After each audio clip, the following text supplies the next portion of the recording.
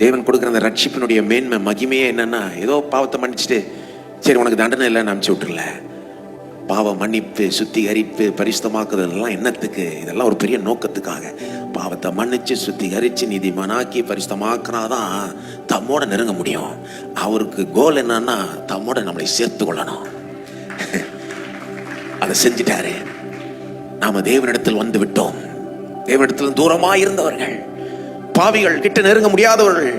ஆனா இயேசு கிறிஸ்துவின் மூலமாய், அவர் நமக்காக கல்வாரி சிலுவையில் மரித்ததன் மூலமாய், உயிரோடு எழும்பினதன் மூலமாய், இன்றைக்கு அவருடைய ரத்தத்தினாலே தைரியமாய் அவருக்கு கிட்ட வரலாம். நாம துணிவோடு அவருடைய பிரசனத்துக்குள்ள வரதுக்கு ஒரு துணிவை கொடுத்துட்டார், போல்ட்னஸ் கொடுத்துட்டார் தேவன்.